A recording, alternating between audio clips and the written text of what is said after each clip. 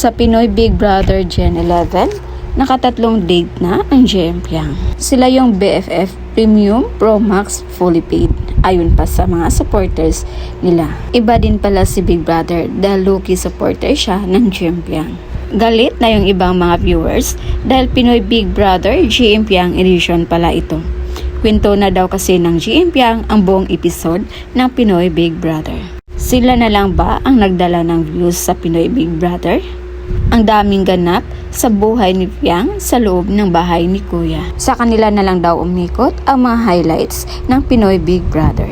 Kaya sobrang nag-enjoy ang mga supporters ng JM Piang. Naging roller coaster man daw sila.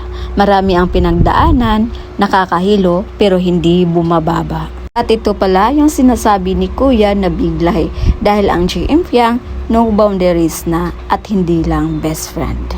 Iba kasi ang saya ni JM pagkasama si Piang, kaya hindi man sila mapili as big winner pero sure na yung spot nila sa showbiz. Pang showbiz kasi ang hatak na naaayon sa panahon ang JM Piang. Sila daw kasi ang nakatadhana dahil nakatatlong date na sila sa bahay ni Kuya.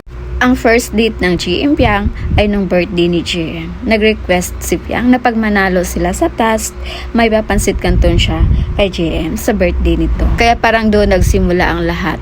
Umiyak nun si JM dahil sobra siyang na-touch sa ginawa ni Piang sa kanya. Sa second date naman nila ay nung apektado si Piang sa rap battle nila ni Jazz. Nag-request din si JM na kung pwede niyang makausap ng personal si Piang. Kaya may task din yon na pinapagawa si Kuya kay JM at kanya namang napagtagumpayan kapalit ng kanyang request na makausap si Piang ng personal. Ito yung time na nag-request ng boundaries at mag-best friend lang sila ni Piang. Ang pangatlong date naman nila ay pa-formal date ng fans sa kanila. Pero iba yung kilig sa mga viewers to the highest level.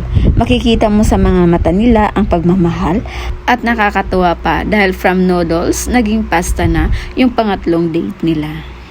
Kaya ngayon may pa-request naman ang mga viewers or ang mga nagmamahal sa JM Piang na sa pang-apat na date nila, kailangan daw magkaaminan na ng feelings. Kung sino daw sa kanila ang unang nakaramdam ng pagmamahal sa isa't isa.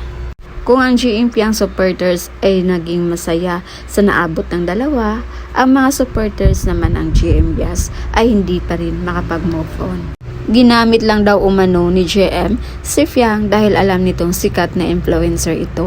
Alam daw kasi umano ni JM na pwedeng makakatulong sa kanya si Piang pagdating sa botohan. Dahil tulungan siyang i-vote ng mga supporters ni Piang.